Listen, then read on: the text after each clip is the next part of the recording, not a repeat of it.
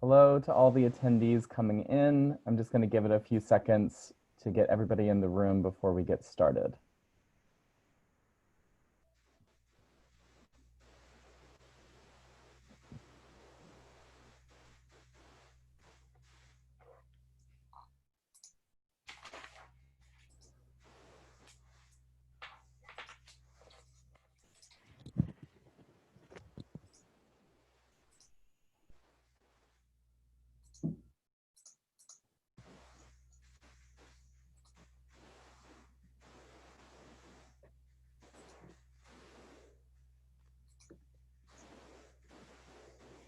Okay, seems like most people are in. I'm sure we'll have a few late arrivals, but they can just jump in where we're at. Um, Good morning, everyone, or good afternoon, good evening, wherever you may be. My name is Clay Pruitt. I am the ShortFest Forum producer, and I am absolutely thrilled that we are able to continue to do the ShortFest Forum programming this year, despite the circumstances of the world. I was saying to the panelists earlier that I think one of the real silver linings to come out of this situation is that many of you might not have been able to attend the in-person festival due to financial restrictions or what have you. But now that we're all virtual, we're so happy that you're able to join and get some amazing advice from people like this incredible panel. They are being so generous with their time and their expertise here, and I have no doubt that you're going to learn tons. And I do want to mention that if you have questions, please put them in the Q&A function, which is located at the bottom of your screen. The questions will be answered sort of towards the end of the discussion. And I do want to note that this session is being recorded for future use. Before we get started, I want to say on behalf of the festival, we want to acknowledge the pain and anger that we're all feeling right now. Not just about the most recent events that we've witnessed, but also the longstanding history of injustice and inequality. We stand with Black Lives Matter, and we are committed to working together to move our community, our country, and the world closer to unity, understanding, and inclusivity. So with that, I would like to turn things over to today's moderator for this panel, Sheila Rowan-Legg. Thank you, Clay. Yes, good morning, good afternoon, or good evening, everyone. To introduce myself a little bit, my name is Sheila Rowan-Legg. I'm a consulting editor with Screen Anarchy. I program short films for Fright Fest. I'm also a filmmaker and a consultant. We've got 4 really great panelists for you today to talk about the world of distributing shorts. So I'll have them introduce themselves in alphabetical order, starting with Amy Lynn Barnberg. Hi, my name is Amy Lynn Barneyberg, and I am an independent creative producer based in Portland, Oregon, where I've been for several years, originally from Los Angeles, but have just had my first feature film as lead producer distributed this year, and very excited to talk to you all today. Thanks for having me. And Rebecca? Hi, my name is Rebecca Green. I am also a producer. I produced the feature film It Follows and I'll See You in My Dreams, which both came out in 2015. Since this is a distribution conversation, my distribution experience also goes back to when I started my career. I worked in the studio side at Lionsgate and acquisitions as well. And I've also worked in the festival circuit. I've managed the Sundance Producing Lab for 4 years and continually kind of jump in and out different jobs working with them. And I also founded a website called Dear Producer, which is, essentially mainly conversations with producers, but it's a site to really hear from producers of how they get their movies up and running and their points of view on the industry. Next, Christina. Hi everyone, I'm Christina Rea. I am the head of education at Seed and Spark. So I teach a bunch of workshops about crowdfunding and distribution. And I'm a filmmaker. I'm a big advocate for self-distribution. And so I've personally self-distributed 2 features, a web series, and a whole bunch of shorts. Okay, and Sabrina. Hi, my name is Sabrina. So personally, I come from a background of short film producing and programming, and then moved into sales and distribution, where currently I am the interim general manager for What Media. We're a short film distribution company. We are located in Toronto, Canada, but we acquire short films internationally and sell internationally. We've been around for just under 15 years, and our primary business is just short films. Okay. So we've got a nice wealth of talent and expertise to cover a lot of areas. So I think to start, it might seem like a question that everybody should know the answer to, but it might actually not be. What exactly do we mean when we say distribution? What does that mean to each of you as producers or as filmmakers in your other capacity when we say the word distribution? For me, it's how you get your film out to an audience. Yeah, same. Very simply. Yeah. Yeah, I mean, it seems simple, but in a way, we all know the industry that we're working in has changed so dramatically, doesn't even begin to cover it in the past, half dozen or more years, with the rise of platforms such as Netflix and Shudder and all these other platforms, specialty channels for which require a subscription a lot more, taking on not only films but serial series, and film festivals becoming more important because movie theaters have been slowly declining. It used to be that short films were always seen in theaters 100 years ago, and now, over the years they disappeared. So let's say you have a filmmaker who's made a short film that they want to distribute. Perhaps you could each in turn say, what are the first steps that you would say to a filmmaker who has a short film that they want to get out into the world? Sorry, go ahead. I was just going to say that I think you want to start with goals. So like making a list of what you actually hope to accomplish with your film. I don't think that there's a right path for every single film. It's really, who are you trying to reach? What are you hoping will come out of it? Do you want to, change the world? Do you want to try and make money? Do you want to build a name for yourself in a specific genre? There are a lot of different paths that make sense, and it really is about what your specific goals are with that film. Yeah, Sabrina?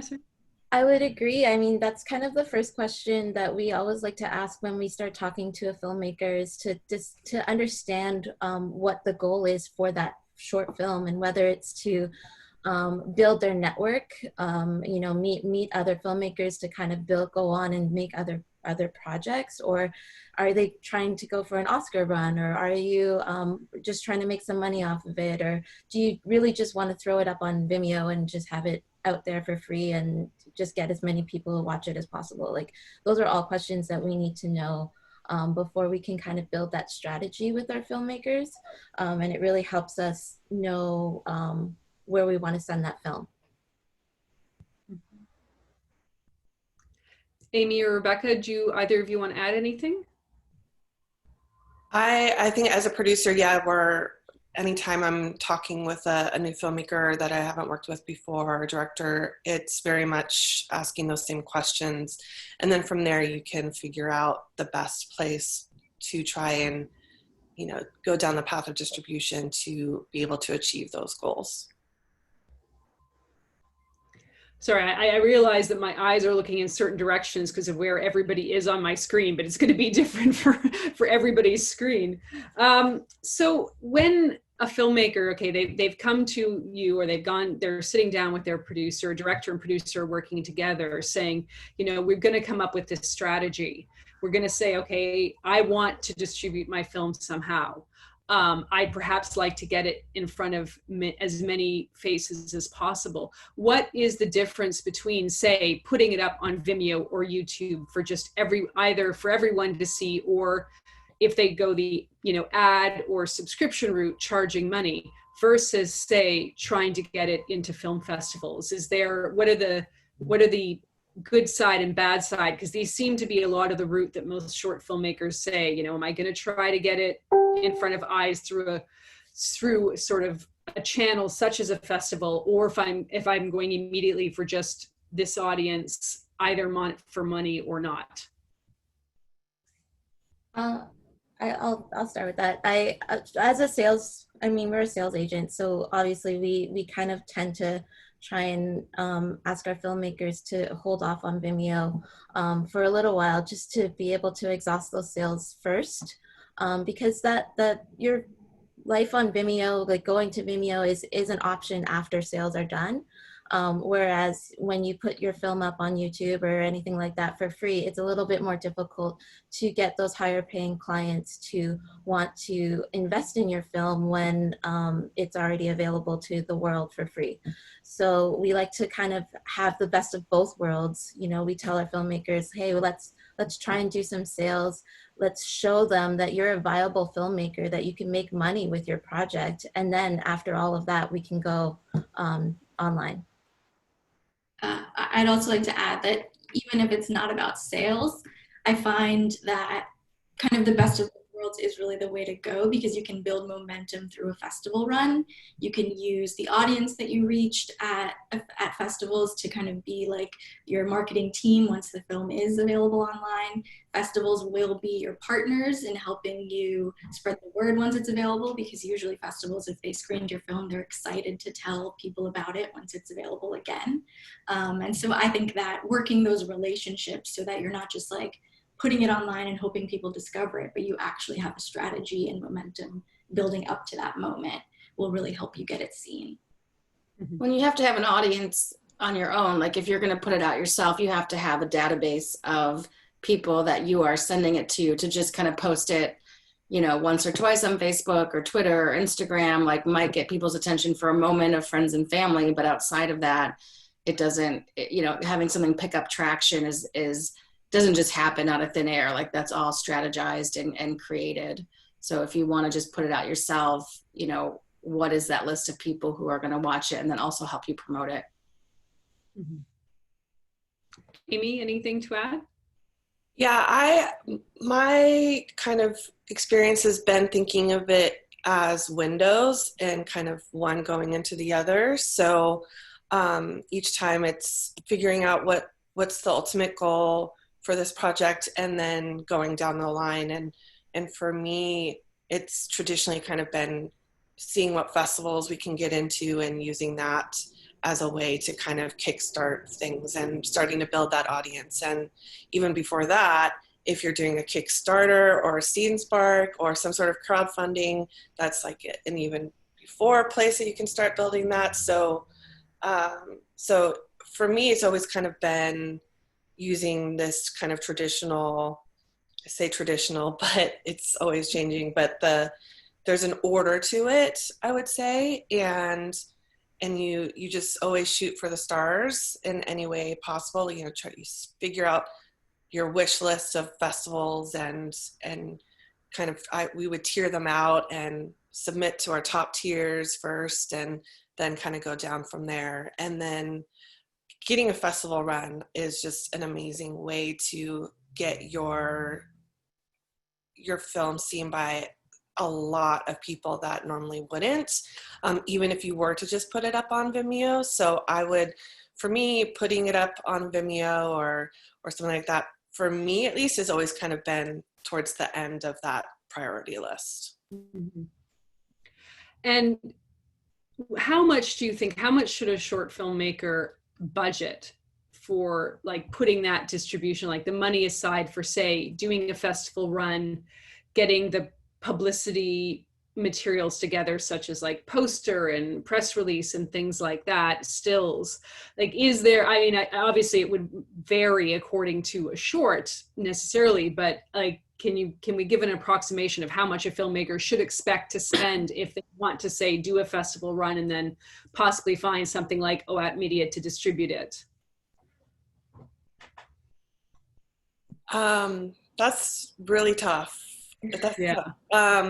because you could spend as little as a few $100s up to thousands and thousands of dollars. I think it really depends on how much you're willing to ask for free help from your creative friends. You know, who are those designer friends to help you with some key imagery?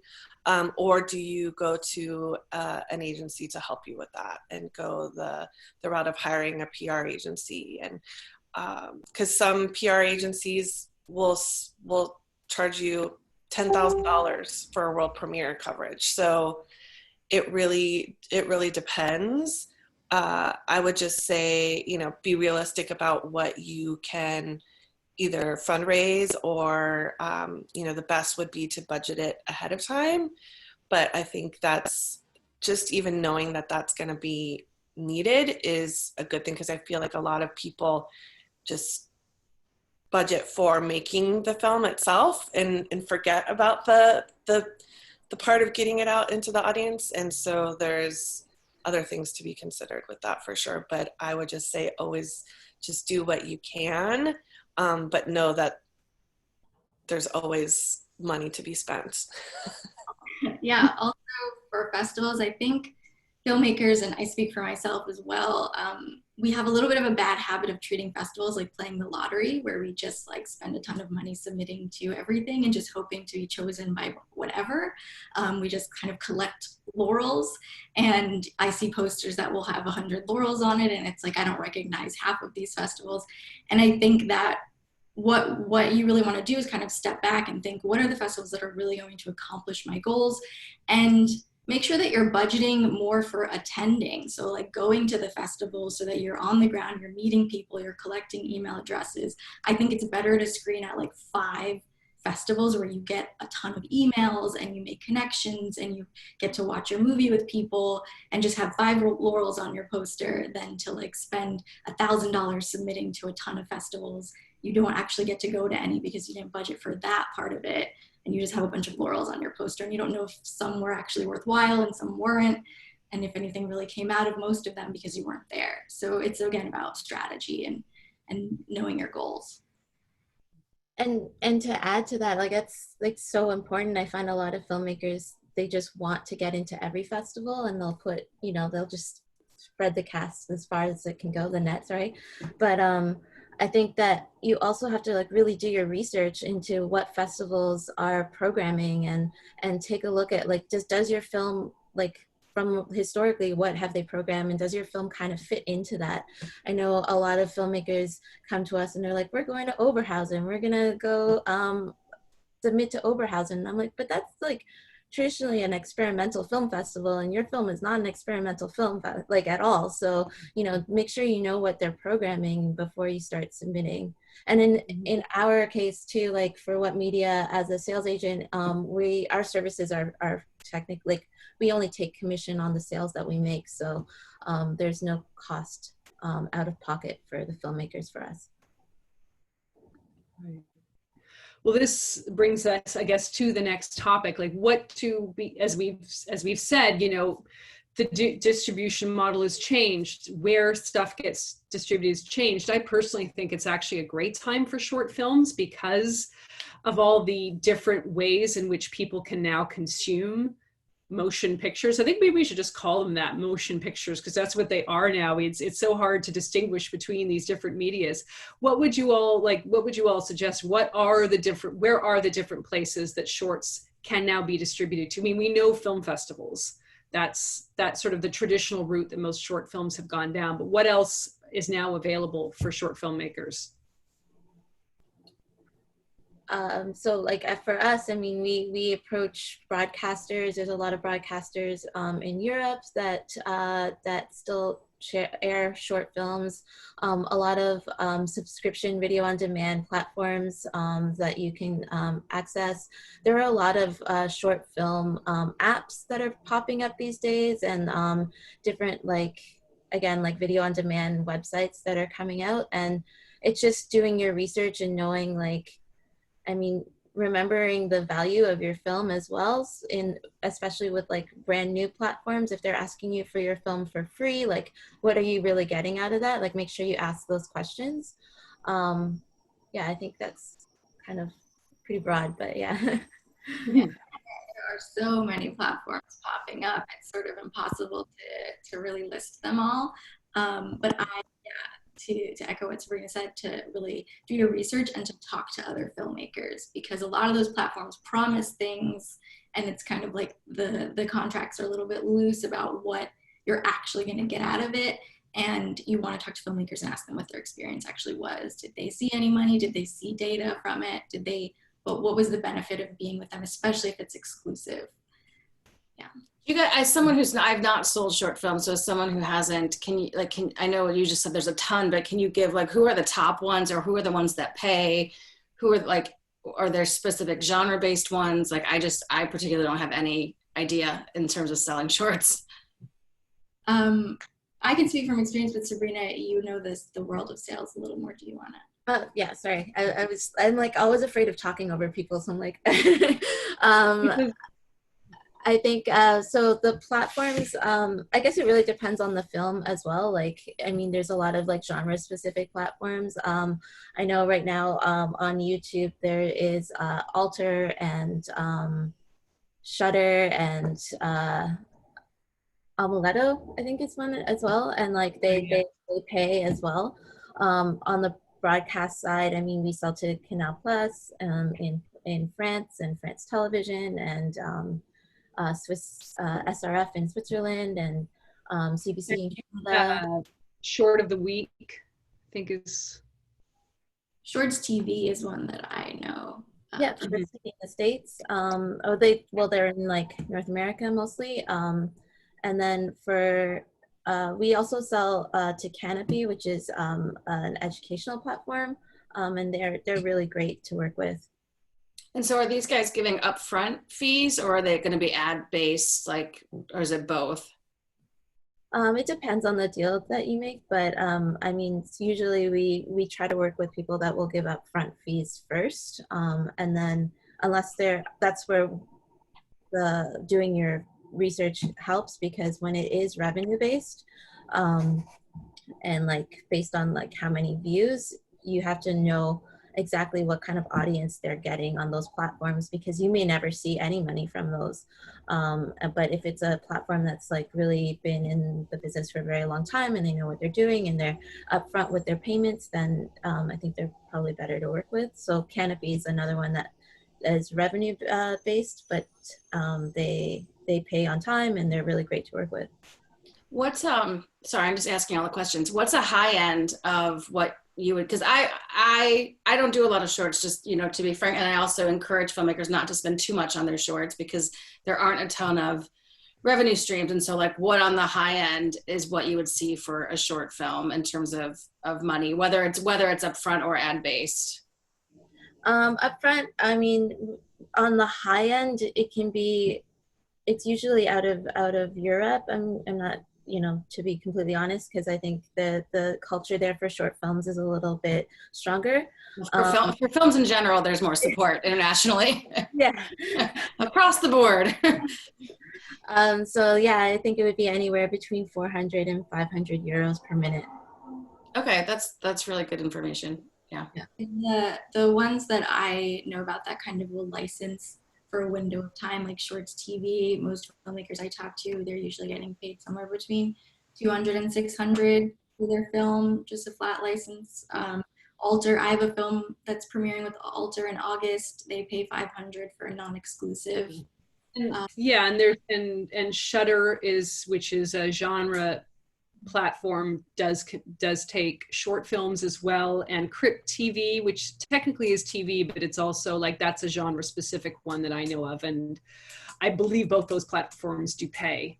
And are those international ones looking at US films, or are they mainly looking at international films, or is it a mix? I think from everywhere. Yeah, it's a mix. Yeah, it's a mix. As far as the ones, sorry, was someone else going to say something? No, I guess a big issue with short films is of course the money issue. Is there money to be made, in the sense of, will you ever get back at least your budget rather than excess. Just my own experience, a short film I made a few years ago did get picked up to be in an anthology. And, you know, I have earned some money from that, but it's, you know, maybe 10% of what my actual budget was. Now, considering that I never expected to make any money off my short whatsoever, I'm just happy to get a little bit. I mean, should short filmmakers have any expectation of getting anything back that will eventually like breaking even on the budget of their, again, it depends of course on the budget of their short, but considering that, you know, minimum budget for most shorts is, you know, what, at least, I mean, I was about to say at least $1,000, but that could even be a mistake. I get submissions of stuff that was made for 20 bucks. So do you think, I mean, we burst, I don't know that anybody has expectations who's watching now, but should we burst their bubble? I mean, I make super micro budget shorts. Like I have made a couple that have been, you know, $200-300. I haven't made a $20 short, but I very rarely have made that back, and even less rarely have seen a profit. And it has been in that range where I've made like a film for a couple $100, and so I get a license that fee that, you know, pays that. I don't think that shorts are for making money. There are avenues to explore that will maybe have a little bit of money coming in. Like there are so many subscription-based platforms, like Seed and Spark is one. The average payout is 20 cents per minute, but it is a lot of like driving subscribers to subscribe and watch your film. There are a ton that, to your question, Rebecca, you're asking for more. There's like Reverie, there's Black and Sexy TV, there's a lot of identity-based SVOD platforms where shorts theoretically could be making money, but I think that shorts are really not for my opinion, are not for making money. They're for building an audience for the bigger projects that you hope to work on, and to sort of get creative and prove yourself and experiment and when the stakes are low. But there are avenues to have a little bit of revenue from multiple sources, which is why I'm very against signing an exclusive anything for shorts, because you can monetize yourself in a lot of different areas. Can filmmakers approach, like in the future world, you don't really approach streamers, like you always have a sales agent unless you're an established producer. Are shorts approaching these platforms on their own, or do they need to work with a company like Sabrina's? I mean, I'm an advocate for working with us, obviously, but I think, I mean, especially on the broadcast side, and that's where a lot of the money would lie with short films, because people are willing to pay upfront for your short, and they don't deal with filmmakers on their own, so they would go through a distributor. So even if sometimes one of the programmers may really like a film and the film is not signed to a distributor, they'll send them to us or to another distributor that they work with, just so that they know that they can work with them. I think it's for us, I mean, we handle all of the legal work, we handle all of the, we make sure that we get the quality of film that they have in their requirements, which I'm not saying that you can't do on your own, but just because we do that process so often and for so many years that it's just so smooth for the programmers that they can do it. They know that what they're getting, versus them trying to work with each individual filmmaker over and over and having to go back and forth on logistics. What other companies do what you do? Distribution companies, there's so many. Sure. Premium is in France, S&G is in the Netherlands, in Canada we have H264, Traveling, there's also Interfilm in Germany. Like there's a lot. I mean, if you search short film distribution companies in Google, I'm sure many will There's pop a lot that come up. I mean, I did that actually in preparation for this. I was looking up different things, and there's so many, and I think again, this is, we'll get a little bit more into government stuff later. There's advantages to being in countries other than the United States where there's a lot more government support, especially for short films and short filmmakers, cultural funds. So, you know, that is an advantage that we have, I think. I just wanted to add that a lot broadcasters have also reached out to me because of festivals as a filmmaker. So like, they saw the film at a festival, or it was recommended by a festival director or programmer, and they reach out to me. So that's also a way that I've gotten on platforms. Well, this isn't actually an issue. I've been looking at our Q&As here, and it's come up a few times now from people because of what's happening now, because of the virus. Most, if not all, festivals have either been canceled or they've gone online. So, short films are now, I mean, all the films that are going at festivals, like Palm Springs is doing, a certain number of the films are just being broadcast online. That's what a lot of festivals have to do now. And so a lot of our a few people have now asked, what does that mean for distribution of your short? Will it negatively affect you if, first of all, if the festival that you ended up screening at was online only? I think a lot of filmmakers at first were holding back their films because they're like, I want to wait for, an actual screening in a cinema. But as time went on, we all realized that's probably not going to happen for several months. Everybody's just saying, okay, so we'll put it online. So how do you guys think this means? And I suppose this in some ways applies to features as well as shorts. What does it mean to have your film online as a festival in terms of piracy? Again, probably more of an issue for feature films than shorts. And what does it mean to have a Laurel at a festival where it was only online? What does that mean for your future in terms of distribution in other ways? On our side, this has been a conversation we've had to have 100 times a day, every day for the last 3 months. Yeah. I think, what we've suggested to our filmmakers is that you have options, and if your film didn't premiere as yet this year, you have the option to hold off until next year if going to a festival and attending in person is something that is very important to you. Then that is an option to you. I'm not saying that that's the right option. I can't tell you what's right or wrong. I'm just saying it's available to you. If your film has premiered already, I don't think it's necessary to hold your film back. I think the festivals like Palm Springs and Aspen went online. Tribeca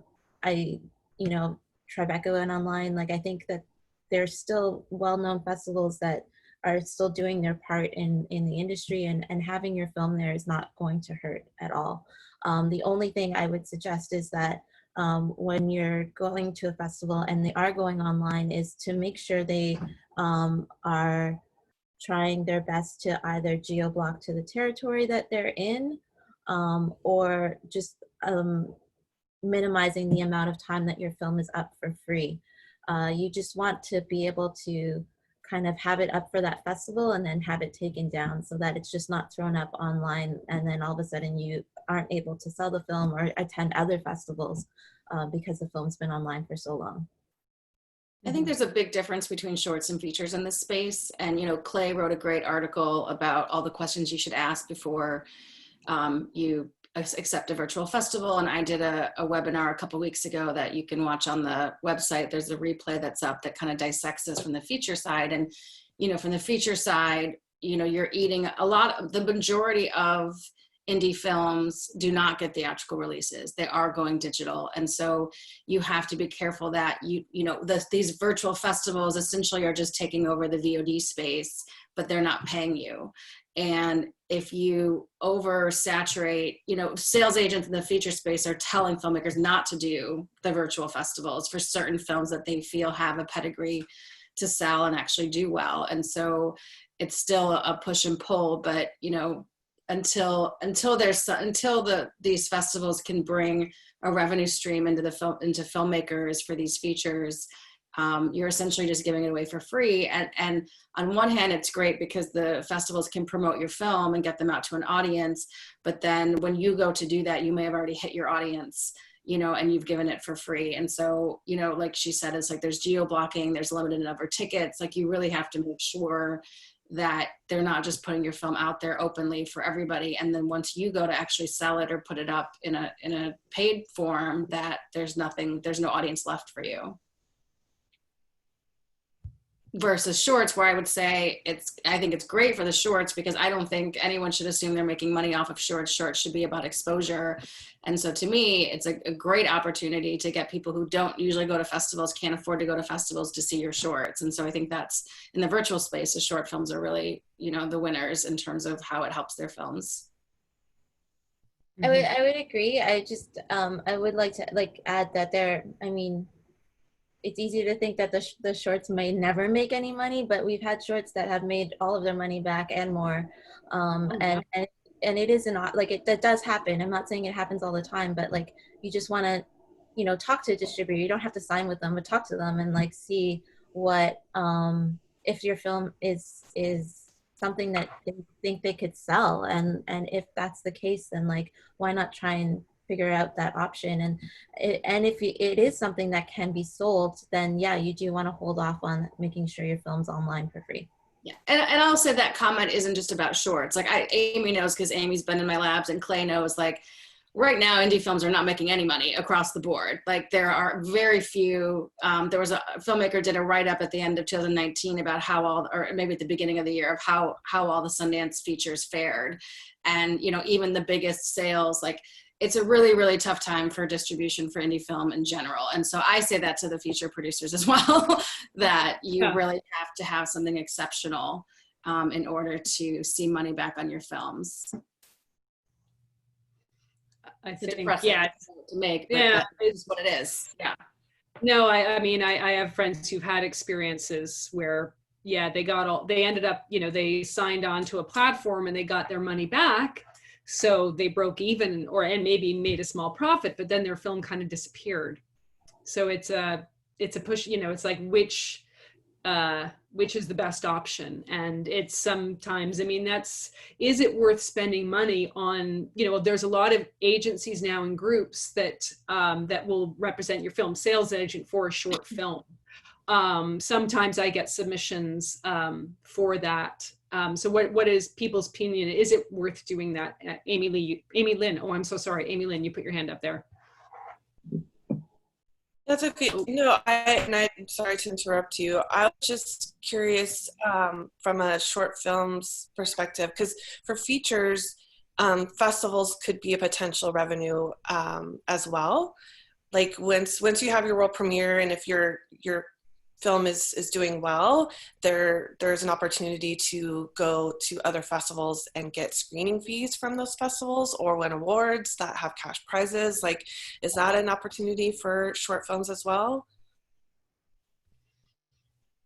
Does anyone know? I'm unmuting, sorry. So we don't actually do festival distribution anymore, and it has happened. There are screening fees sometimes from film festivals, but it's not a major source of revenue for short films. But I mean, that's like right now, like if you're starting your festival run, it's usually no screening fees. Yeah, that it's kind of non-existent in the world of shorts now. There's so many shorts, and but there are some that offer prize money. There is still that a little bit for some of the festivals that have better funding. I know there's some festivals that do grant artist fees, whether it's for a feature or a short, but I think that's quite rare. And that depends on a lot of whatever that festival is having. Like Real Asian Film Festival in Toronto, they pay artist fees, but they have a lot of government support and community support. So most festivals simply don't have the funding for that. And because as Christina points out, shorts there are so many. There are some festivals though that will offer like lodging and maybe even cover flights for shorts too. Like that's a very common thing for features, but I've experienced it for shorts as well. What about government support? I know in my country and in the province I live in, there's government funding available, sometimes for features, sometimes for shorts, like from the government of Canada, from the province of Quebec. Ontario has similar things. I'm not all that clear about. I know a lot of countries do in their mandates for supporting culture. I know the UK does, France does, Spain does, to support filmmakers who, especially, when they're making a short film. And also Kickstarter and Indiegogo and Seed and Spark are wonderful places where filmmakers can tap resources to get the money to make their short. And as you said, budget for distribution. I'm not sure, Christina, Amy Lynn, Rebecca, what the situation is in the United States. I'm sure we have a lot of attendees who are based in the States. Unfortunately, there isn't a lot of government assistance here in the US. There are some grant programs that are national, but I would also encourage you to look at your state or local programs. Like here in Portland, we have a very supportive film incentive program and with the state, and then the Portland Film Office will do some grants throughout the year. So there's definitely some stuff, but they're usually on the smaller end as far as the amounts. So you're having to apply a lot all the time. But I think as a filmmaker, especially in the indie world, I would just right now get really used to applying to things. Apply to grants, apply to labs, just apply always to everything. That's really, if you're here in the US, that's like the best advice I could give you. Just get really used to filling out those applications and writing about yourself, because it's here, unfortunately, the only way to get that free money. Yeah, and there's a bit more in the doc space, but even on the feature side, you know, grants for fiction feature films are scarce. It just, unfortunately, we just don't have that support from the government level. Yeah, I mean, Canada Council's, I think, fairly recently changed. I don't know, Sabrina, you might be able to confirm this, or tell, I might be wrong. Money specifically for marketing and distribution, post-production, because I think a lot of people in the film community said, this is where we lack the funds. Yeah, well, I know Quebec has and like SODEC,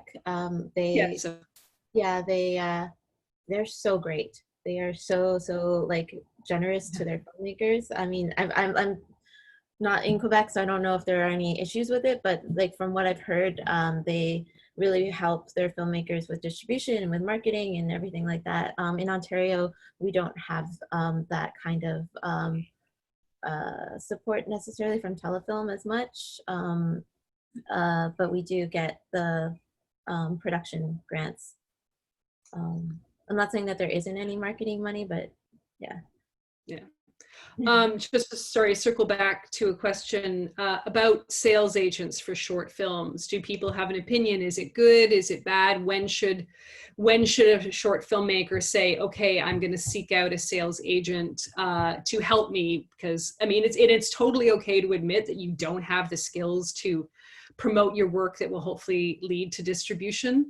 I'm personally terrible at it, so I did hire somebody when I was doing a thing with my film, and it was worth it. What do you guys think about these? You know, a lot more companies are like this, helping both with festival strategies and helping to find distribution.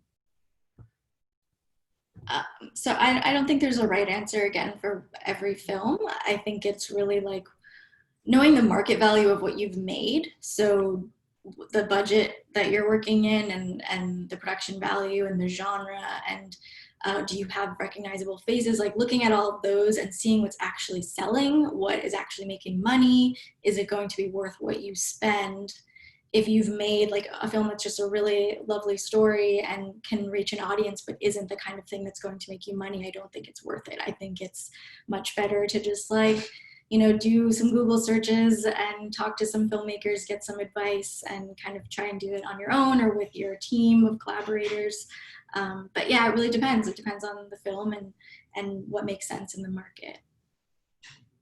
I think the biggest thing to remember as a filmmaker is you're your biggest advocate for your film. Like, you will always be your biggest advocate for your film. And so, I mean, every film that we sign, I mean, we're doing our best. We're going to do everything we can. But again, it comes down to how much research you've done and how much time you've invested outside of, like, once the film's done, like, where do you want it to go? What do you want to happen? And then kind of seeing what other films have had, like, a similar strategy to what you want, and seeing where they've gone I think is a really good way to, like, research. And then sending emails to everyone, like not only just filmmakers, but I mean, like send us an email, like send sales agents an email, send festival distribution companies an email. It doesn't hurt your film. Like people, that's the best way for people to see it, the best way for people to get to know who you are. And I think one last thing before we turn to the questions, because we've got some coming through. We've talked about the different ways different platforms on which you can make money. You can, work with a company like Sabrina's and distribute to various platforms around the world. You can do it yourself, and then you can do it yourself via Vimeo or YouTube. You can earn money that way. Sometimes it's through a subscription, pay to just watch the film once. Sometimes it's through ad revenue, although my understanding is ad revenue can be actually very hard to collect. If you're a filmmaker, I've heard very difficult things about a particular website, which is humongously popular, that I probably shouldn't name. And a term that's come up a few times, just in case some of our viewers don't know, the difference between exclusive and non-exclusive when you're signing a contract with a distributor. Christina, you were using those words a lot. Just in case people don't know, if you could explain that a bit. Sure, just you can't put it anywhere else. So like if you sign exclusively with a streaming platform, they are the only platform it'll be available on. Sometimes that's specific to, like, it can't be on a streaming platform, but it can be on a transactional platform. So like a one-time, like an iTunes would be okay, but an Amazon Prime would not be okay, that distinction. So there's a lot of degrees within that. And then there are ones that just let you, it can be anywhere. So you can be on Amazon Prime, and you can also be on Vimeo for free, and you can be on YouTube, and you can be all over the place. Seed and Spark is an example of one that's non-exclusive, but you can't be for free anywhere. So like you can be on other streaming platforms, you can be on transactional platforms, but you can't just be free on Vimeo and YouTube. And so you'll see different degrees across different platforms. And again, it's about like weighing what makes sense for you and your film and what your goals are, and what you're going to get the most out of. Mm-hmm. So like just to add to that, what we do with our sales strategy is that we'll try and approach our clients that would pay the most amount of money for the least amount of rights. So for example, one broadcaster might only take French-speaking countries in Europe. And so they would have an exclusive right to your film just in those countries, but then we can go around and sell it to other broadcasters in Europe and in North America outside of those territories. So not only are you selling the rights to your territories, you're also selling the rights, again, like Christina said, to platforms. So you can sell your broadcast rights to someone and in one country and sell the same rights for SVOD in the same country. So it breaks down in those different ways. Cool. Well, thank you, guys. I think we're going to turn. We're getting some questions now. Looking through here, so I'll start with some more general ones, and get to specific one. A couple people have been asking about, the also elusive Oscar qualifying film festival. Somebody's asking, will get qualification for an Oscar help a short film? I would think the answer to that is yes. And then someone else, sorry, I have to sort of go through this to make sure that I catch the things, and just about Oscar qualifying festivals, like with a short film, how does it work to try to qualify for an Oscar and then possibly submit your film for Oscar qualification? Does anybody know how that works? I have no idea. Yeah, sorry. So for Oscar qualifying, you have your Oscar qualifying film festivals, which means that within a certain program, if you win an award, if you win that award, you will automatically be qualified for an Oscar, and then you have to submit your qualification award to the Oscar, and then you could then be shortlisted after that. The other way, outside of winning an award for qualification, it's called forewalling, which is just putting your film into a theater, which this year I believe, I'm really sorry, don't know exactly what cities they expanded to right for this year, but in previous years it was always in LA or New York in certain areas, but this year they've expanded that, so you'd have to get your film in a theater for I think about 1 week. But it's all on their website, so you should just double check that before. And just also, if you're not, even if you're not headed towards the Oscars, a screening at an Oscar qualifying festival with a short help you with certain platforms like Amaletto is one that specifically looks for films that have won awards at festivals that are Oscar qualifying. Right. I'm And this year they also did change the rules about screening in theaters and not because of COVID. So now they're opening it up to just on the VOD platform for a particular window of time. I am in the academy just for 1 year though, so I'm still learning it. But they've opened it up to streaming. They've said it's just for this particular year, but we'll see. So now actually is a great time because a lot of, just like the features, a lot of money does go into campaigning for shorts as well. And so, don't be surprised if you put your hat in the ring and it doesn't move forward if you're not spending a lot of money. But this year is a good year for films in general because they're opening up that theater requirement. So if you feel like it's something you want to go for, now is a great year to look into it. Yeah. Oh, next question. How can we attract sales agents with the shorts? Should we just send them cold emails with our film before sending it to film festivals? What do people think about if you do want to get a sales agent? How should a short filmmaker go about doing that? We'd like to, I'm sorry, I was answering a question on the Q&A there that was also about this, but we tend to like to see films at a film festival, like to just to see where it's premiered, to see kind of what kind of strategy it's going to have. But we also watch every film that is submitted to us. I have a screening team of 3 people. So every film that comes in, we watch, which I'll post the email on to one of the questions there. Yeah, I think it's good to start with your festival run and then approach sales agents, because that way they're able to kind of get an idea of where the film's going to go. Unless the sales agent comes straight to you before your festival run, that can happen as well. Mm-hmm. And another question, somebody who has a short in the festival that's a proof of concept for a feature they're developing. Do you have general advice on feature distribution for a first-time filmmaker? I'm sure a lot of the people who are watching are doing shorts and may want to one day make a feature. So how might we adjust our answers to deal with distribution for a feature film? Go ahead, Amy. You just had to come out. I think, obviously, if you have gotten into certain festivals or won some awards with it, I think it's, that's going to already put you in a better position.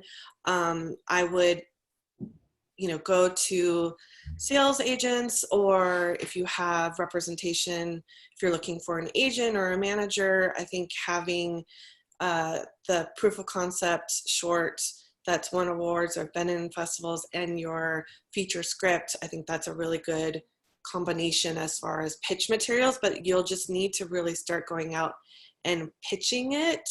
That's assuming that your feature hasn't been made yet. If you're asking about feature distribution, that's, basically everything we're talking about with shorts is also can be related to features. Having a sales agent definitely helps your odds of finding distribution through a third party if you decide to forego self-distribution. And I think, Rebecca has made amazing cases as to why, especially in the indie world, how self-distribution is a much more viable way of actually making some money back. Especially if you're able to make your feature for, a smaller amount of money. It's, I think long are gone the days where just going to streaming or digital is seen as a bad thing.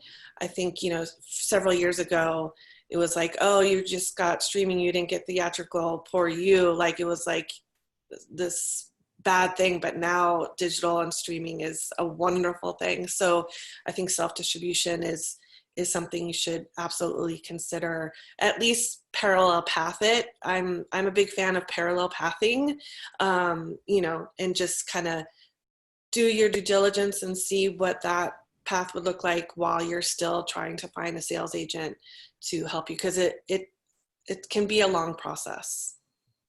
Yeah, I mean, I reiterate some of that, and Amy knows how to say that because I taught her well. No, Amy and Clay were in a producing class that I taught, but you know, it's now, and it shifted over the last couple of years. And when I teach, I say, if you're making a movie under $1 million, you should have a parallel plan to self-release your movie and budget for it when you're doing your initial raise of the movie, rather than wait to see what happens. And then now you've got 6 months to a year ahead of you of just putting together the strategy and plan for a self-release. You know, I teach around the world. I read applications for various organizations, and everyone says they want to premiere at Sundance and want A24 to release their movie. And if you actually look at the festivals and how many times that happens, it's very few. You know, there were 15,000 submissions to Sundance last year, and only 244 got chosen. So that's a 1.6%. So everybody, like, Sundance should be the dream, but not the strategy, is usually how I say it. And that goes to what her parallel paths, as she's talking about, is like, yes, shoot for the stars, but have a realistic plan at the same time. And I just find, no matter how many times I say it and talk about it, it's like not enough filmmakers are doing it. But then Christina can kind of pick up, because that is the world in which she is championing. Yeah. I'd just like to add that at Seed and Spark, we offer a free distribution workshop, and we're teaching it a bunch over the next few weeks. So if you go to seedandspark.com/events, you'll see some options to attend a Zoom workshop that's completely free on this. And they're absolutely worth it. And somebody asked in the question, what are all the windowings? Like, what are all the different stages? They will give you all that information in a workshop. I've sat through several of them myself. Yeah, we have some people asking specific questions about rights and insurances and things. There's a lot of detail we don't have time to get into, but yeah, I can also attest to what a great website Seed and Spark is. They've helped me a lot, just my using them over the years with my work. So I think specific stuff, go to something like Seed and Spark. They're going to give those kinds of detailed answers. I think we've got time for just a couple more questions.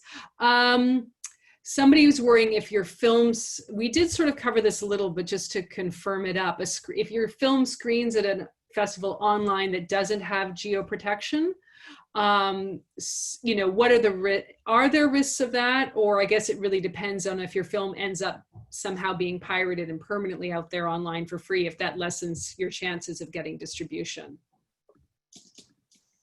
On the short film side, I mean, I don't think that there's a lot of pirating happening. So I mean, the fact that it's not geo-blocked is not the end of the world. It's just how long the film is going to be up online for. You know, if it's just the length of the festival, then that's okay. But if they're like, oh, let's keep it up for like a month or 2 months, then you just kind of want to figure out like what you're getting out of that. It's as long as it eventually comes down, it won't necessarily hinder your sales. This is an interesting question. An attendee asks, if I have a movie produced in 2014 that had some festival run for a couple of years, they didn't aspire to distribution at the time, would it now make sense to look out for distribution because of how the times have changed? The movie is not online. Considering how old it is, does it make sense now to maybe try to get some small distribution for it? It's a feature or I'd like to hear, because I know that there's, especially because of COVID, there are a lot of like library type distributors that are looking for content like desperately. So that might be one way, but I'd love to hear from the rest of the panel. Sorry, don't say if it's a short or a feature. Okay. I think so, if it still feels timely, if it feels relevant, if they as a creator are still proud of it, because I know some stuff I've made years ago, I'm like, not. Right, it is a short film. It is a short film. They've just answered. Yeah, there are a lot of platforms that they could explore that might want it, or even just putting it out themselves, they just to kind of build an audience for that film or for themselves for their next project. I don't see a reason why not. Yeah, like I think it depends too if it like what kind of what the film's about. If you can find a platform that is specific, like say it's a horror film, then like yeah, there are platforms that will definitely look at that film. For us, as we don't take films past 2 years, just because our clients are always looking for like the newest films. So it doesn't help, and we wouldn't want to tie up your rights and not be able to sell it. But I think exploring the platforms that are available would definitely be a good way to go. Yeah, I mean, considering the age, it might just be, you can put it online for free and see what happens. Yeah. I'm always like the bearer of bad news when I pop on here to say that it is unfortunately time. But thank you so much to this incredible panel. I think, wow, you covered so much information. And shout out to Sheila for getting through so many of these Q&A questions. I really appreciate it. I'm sure the attendees also appreciate it. It's amazing how much you can get through in an hour. For the filmmakers out there, this will be recorded and posted on the filmmaker Facebook group. I believe later today, but it could be tomorrow. So if you need to revisit it, you're welcome to do so. Also, there's plenty more forum sessions coming up for the rest of the festival all the way through Monday. So including tomorrow is a roundtable specifically with shorts distributors. So there's about 13 different shorts distribution companies that will be represented there that you can have some almost one-on-one time, small group time with. So I encourage you to check that out tomorrow as well. Please, I know we can't see you, but please give a round of applause to this incredible panel.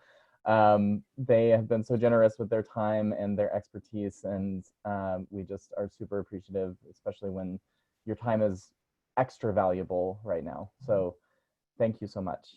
I appreciate it. Thanks, Clay. Yeah, Thanks for having me. Thank you. Enjoy the beach, Rebecca. Thanks.